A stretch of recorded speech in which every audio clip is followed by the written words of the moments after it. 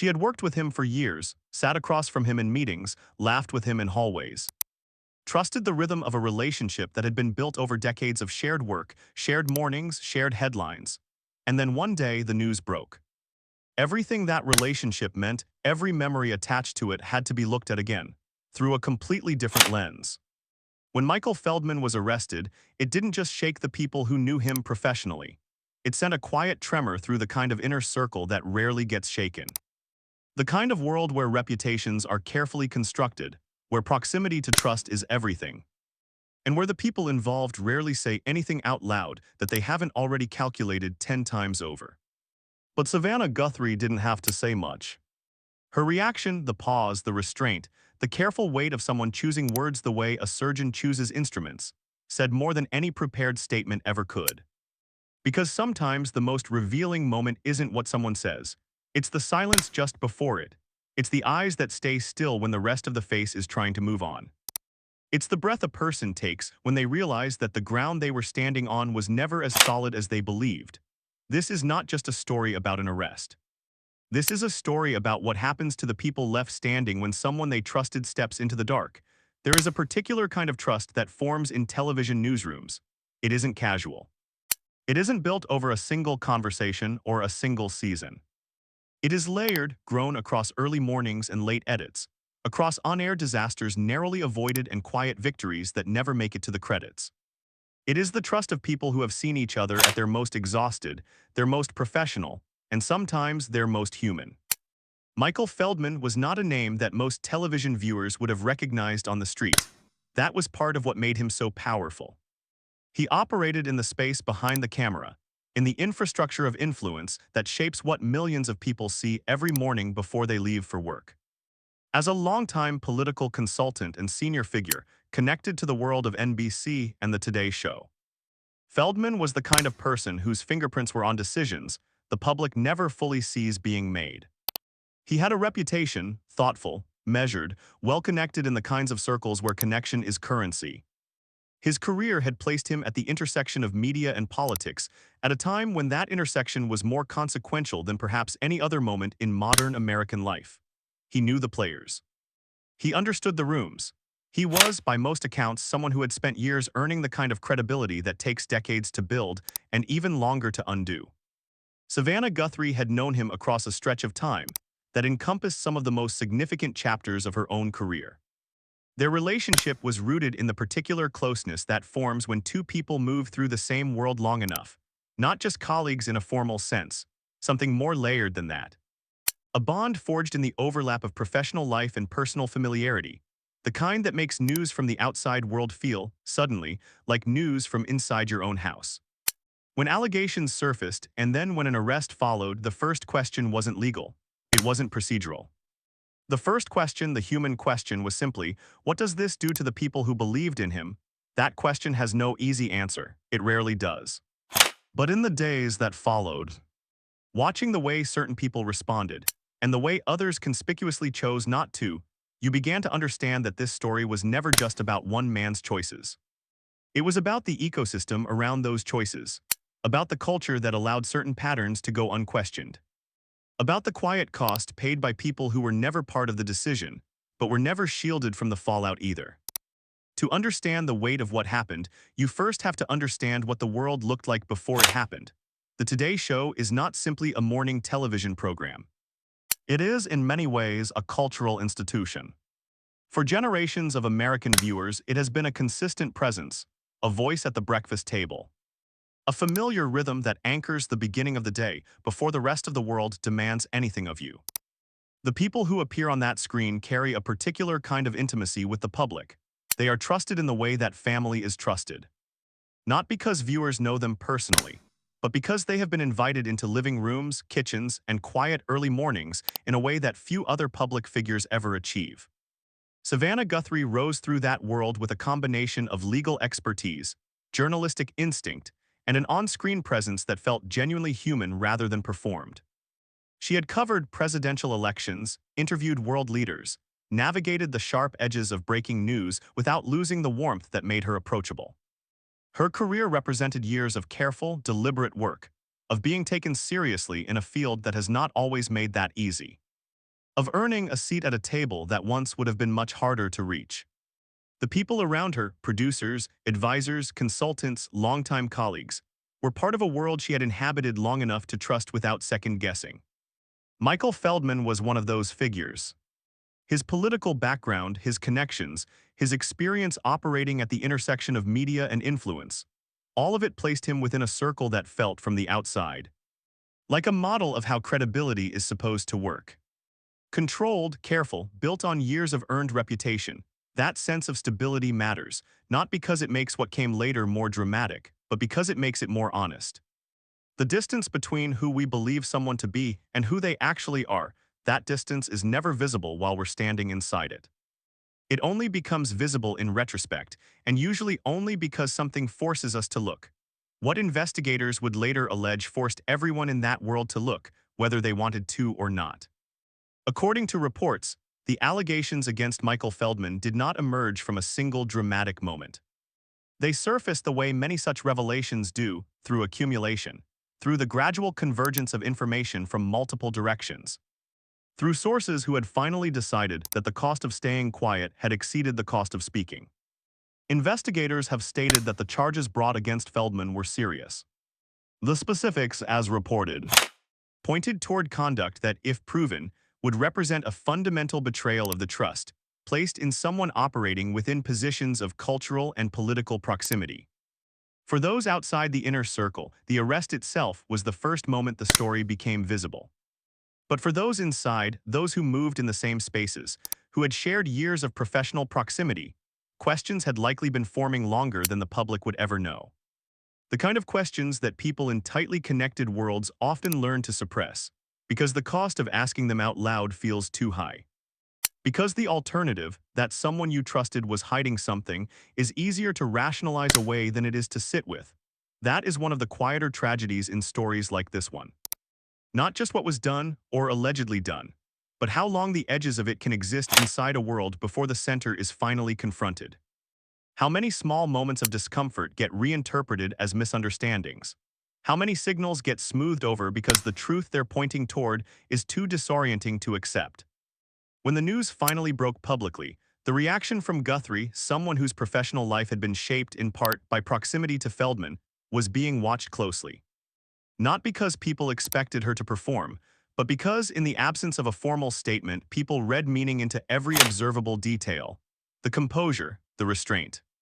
The particular way someone holds themselves when they are processing something enormous in a space that offers them no privacy to do so. In television, silence is never neutral. Every pause, every moment of stillness, every word that doesn't come, in a medium built on the careful management of presence and expression, these things register. They communicate. Sometimes more clearly than any prepared remark could. Those who watched Savannah Guthrie in the days following the arrest noted a particular quality to her composure. It was not indifference. It was not performance. It was the kind of controlled stillness that belongs to someone who is holding something carefully, the way you hold something fragile. Not because you're afraid of it, but because you understand exactly how much damage it could cause if it slipped. Her public acknowledgement of the situation, according to reports, was measured. Not defensive, not elaborately explanatory, just measured in the way that only genuine processing tends to produce. There is a difference between someone who has rehearsed their response and someone who is genuinely navigating complexity in real time. That difference tends to show, even when the person doing the navigating is deeply skilled at their craft. For viewers who had followed her career, who had watched her ask hard questions of others in moments of institutional failure, there was something quietly significant about seeing those same standards turned inward. The questions she has spent her career asking: what did people know? When did they know it? What does accountability look like in the absence of easy answers? Were now in a different form. Questions being directed at the world she herself had inhabited for years. That is not an accusation. It is an observation about the particular burden that falls on people who occupy visible positions of trust, when someone near them turns out to have been something different than they appeared. The expectation, fair or not, is that their reaction will be transparent, that they will carry the complexity publicly, even as they are still privately trying to understand it themselves. Questions have been raised, in broader conversations about this case, about the culture surrounding certain kinds of power in media and political circles, about whether proximity to influence creates conditions in which behavior goes unexamined far longer than it should. No official conclusion has been reached. But the questions themselves reflect something real, a broader reckoning still incomplete, about the systems that determine who is protected and who is not. There is something particular about betrayal within professional intimacy. It is different from other kinds of betrayal because the relationship it corrupts was never purely personal. It was functional.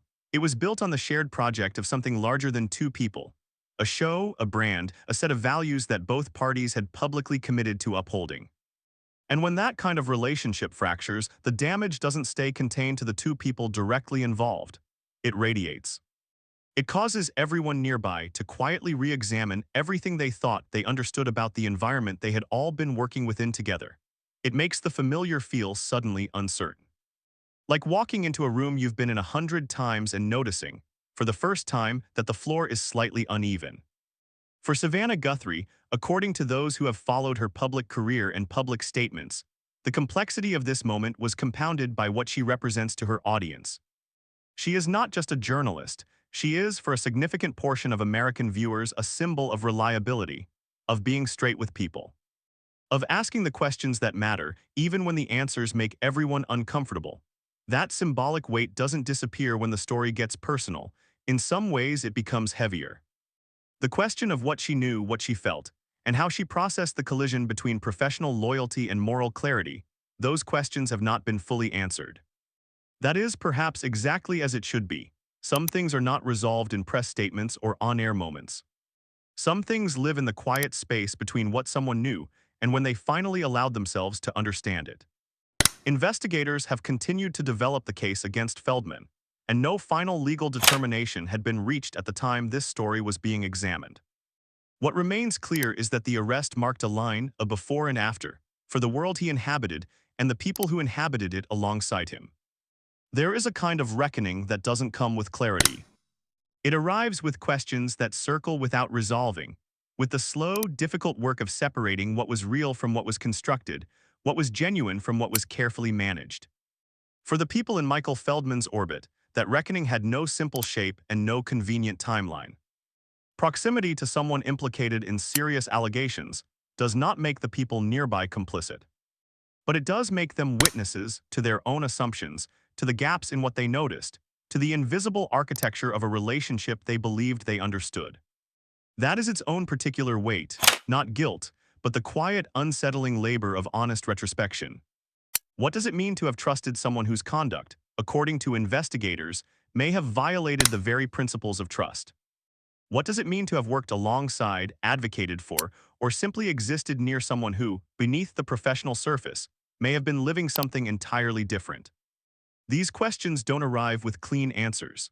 They arrive quietly at inconvenient times, and they require a kind of sustained honesty that is rarely comfortable and almost never public. For those watching from the outside, the story of Savannah Guthrie's reaction became, in some ways, a mirror. Not because her experience is universal, but because the phenomenon it represents is. Most people have, at some point, discovered that someone they trusted was not who they believed. Most people have felt the particular disorientation of that moment, the way the past reshapes itself around a new piece of information. The way memory becomes unstable when it's forced to accommodate a truth it was never prepared for. In that sense, this story is not about celebrities or networks or political consultants in any narrow, gossip-driven way. It is about the structure of trust itself. About how it is built, how long it can hold without examination, and what remains when it finally comes apart. The world that Feldman moved through, prestigious, connected, operating at the highest levels of media and political influence, was also apparently a world in which something had been hidden. According to reports, what was hidden was serious enough to warrant arrest, serious enough to reshape careers, serious enough to make people who thought they were insiders realize they had been kept outside a truth that had been right beside them all along. Some stories end with verdicts, with clean resolutions, with the satisfying click of accountability fully delivered and justice clearly served. This is not, at the time of this telling, one of those stories. What remains is something more diffuse, a set of questions that no legal outcome will fully close. About the systems that surround influential people, About the particular silence that can exist at the very heart of even the most visible, most scrutinized professional worlds. About what it costs a person to trust well, and what it costs them quietly and over time when that trust turns out to have been misplaced. Savannah Guthrie has spent her career in service of a particular standard, the standard that says the truth matters more than convenience, that hard questions deserve honest answers, that the people who occupy positions of public trust owe that public something real, not a polished version of the truth, but the truth itself, even when it's inconvenient. Watching her navigate a moment when that standard turned toward her own world, toward her own circle, her own history. Her own experience of someone she had reason to believe in was quietly significant. Not because she said the wrong thing, not because there is any evidence she knew what investigators would later allege, but because the moment itself illustrated something that no amount of professional preparation fully equips a person for. The moment when the story you've been telling about your own life requires revision. The moment when the version of events you've been holding with confidence begins to shift beneath you, not dramatically, not all at once, but slowly in the way that understanding actually moves. We extend enormous trust to the people in our professional lives. We build frameworks of belief around them that are shaped by years of ordinary interaction, by their reliability, their warmth, their consistency across circumstances that would have revealed the worst in someone else. And when those frameworks are challenged, the process of revision is rarely swift.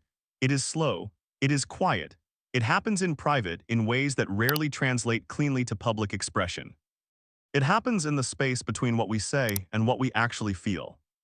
What Savannah Guthrie's reaction said in its restraint, in its careful, measured weight, was that she understood what she was holding, that she was not performing composure, that she was living inside a genuine complexity that deserved to be treated with care rather than resolved with noise. That is perhaps the most human part of this entire story, not the arrest, not the allegations, not the institutional fallout, but the quiet, private work of someone standing at the edge of something they didn't expect, deciding, carefully and deliberately, how to carry it forward without losing themselves in it. No official conclusion has been reached in the legal proceedings surrounding this case. The matter remains under investigation, and the full picture is still incomplete. What can be said with certainty is that the story has changed the texture of a world that once felt stable, and that the people inside that world are now living inside a before and after they never chose. That is worth sitting with, longer than a headline allows, longer than the news cycle permits. Long enough to ask what it means not just for them, but for any of us who have ever placed our trust in someone and assumed, without ever really checking, that the floor beneath us was solid. If this story stayed with you, if it made you think about trust, about the people we surround ourselves with, about what we miss when we're standing too close to see clearly, take a moment and share what's on your mind in the comments. These are the kinds of conversations that matter, and they're better when more voices are part of them. If you want to keep exploring stories told with this kind of care and this kind of honesty, without the noise, without the rush, consider subscribing. There is always more worth understanding if you're willing to slow down long enough to look.